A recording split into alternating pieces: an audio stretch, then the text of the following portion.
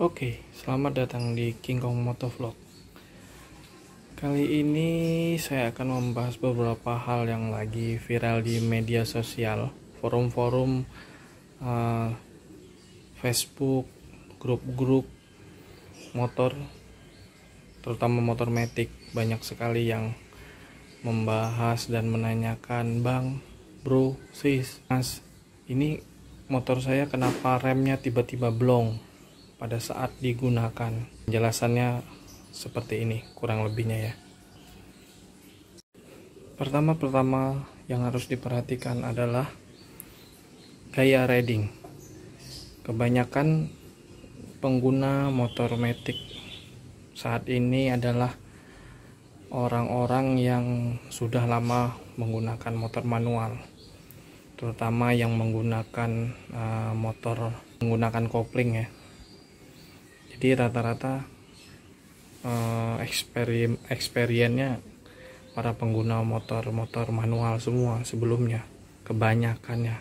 Untuk kali ini kita akan membahas tentang gaya riding agar rem tidak terasa blong pada saat menggunakan motor matic. Keseringan itu teman-teman itu sering posisi ridingnya karena biasa menggunakan motor manual, jadi posisi tangannya itu 3 jarinya selalu menyentuh di tuas rem ini, sedangkan di motor matic tuas ini adalah untuk rem belakang dan tuas yang sebelah kanan ini untuk rem depan.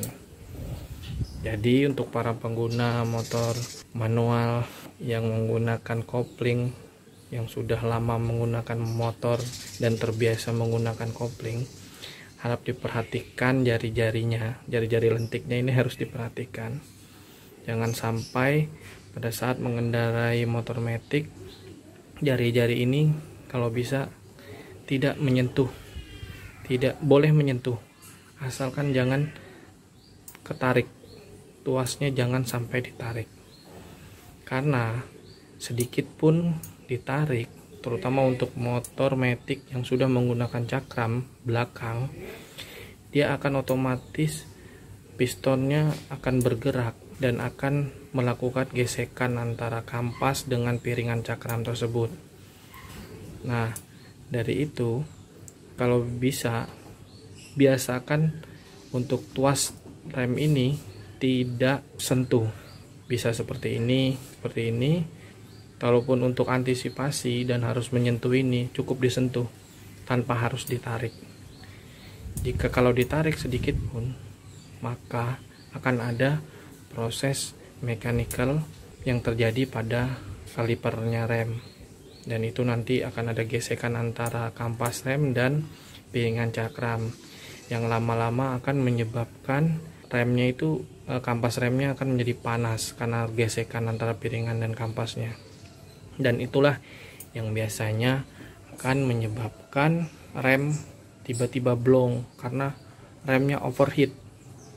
Jadi overheat, jadi dia tidak udah menarik lagi, menggigit lagi, jadi sudah loss saja karena terlalu panas kondisi suhu yang terjadi di piston dan gesekan dengan piringan cakramnya tersebut. Kondisinya ini normal itu kayak gini.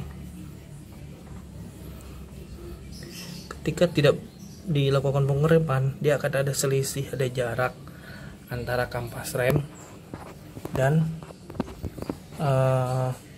piringannya sendiri. Apabila kita saat riding, tangan kiri kita, jari-jari kita menyentuh tuas rem, maka rem ini pistonnya akan mendorong kampasnya dan menempel seperti ini, nempel.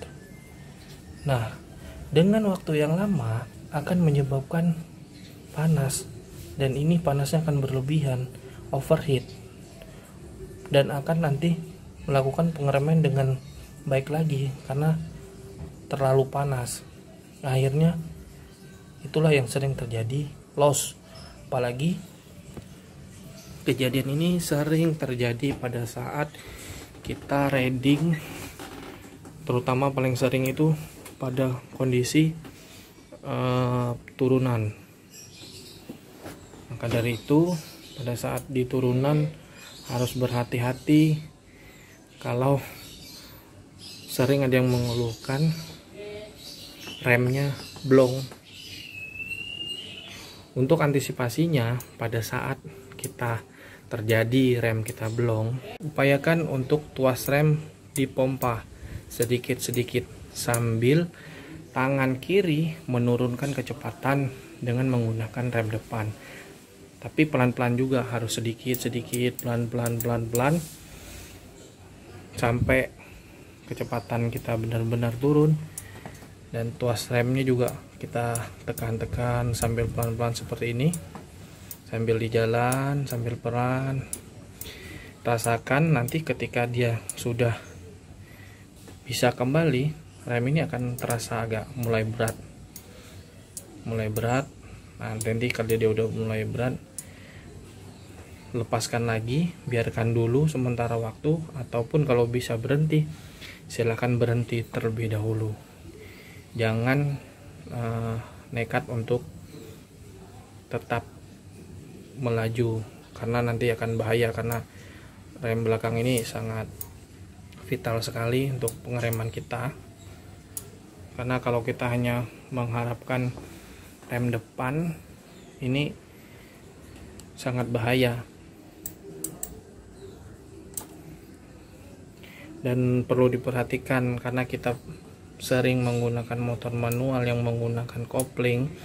Kalau motor manual yang menggunakan kopling, biasanya kan selain ada rem di tangan dan di kaki, motor tersebut juga ada pengereman di engine-nya, namanya engine brake itu. Jadi ketika kita dalam posisi gigi masuk, kita lepas koplingnya, dia akan melakukan bantuan pengereman dari engine.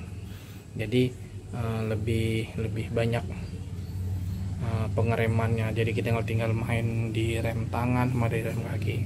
Tapi kalau untuk di motor matic tidak seperti itu. Dia tidak ada engine brake-nya. Jadi ketika sudah jalan, ya mau nggak mau harus berhenti dan mengurangi kecepatan sedikit-sedikit.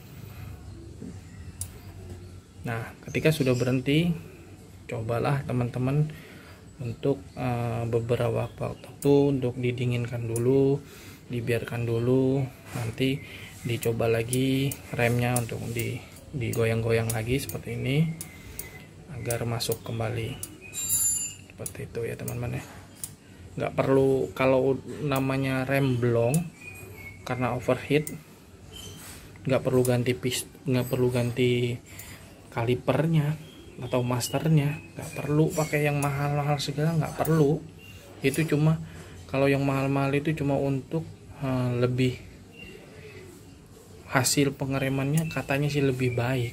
Cuma ya kalau kata saya sih sama aja, ada kekurangan dan kelebihan juga. Jadi tinggal gimana cara riding teman-teman pada saat itu. Kemampuan riding Anda pada saat rem blong motor matic Anda itu akan diuji seberapa kelihayan dan seberapa paham kalian tentang motor tersebut. Jangan terlalu memaksakan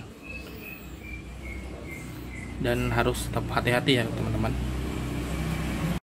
Selalu cek juga beberapa item pada rem kalian pada saat akan melakukan riding jarak jauh atau gimana. Pastikan selang rem ini jangan sampai ada bocor atau apa, karena itu juga bisa mengakibatkan rem kalian blong.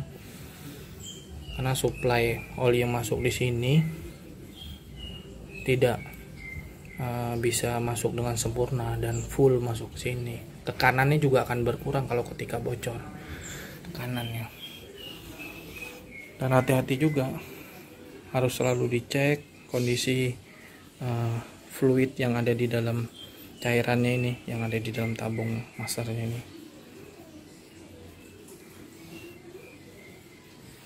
Oke teman-teman, selalu jaga kesehatan, keep safety riding. keluarga menunggu di rumah. Hati-hati, semoga bermanfaat. Terima kasih.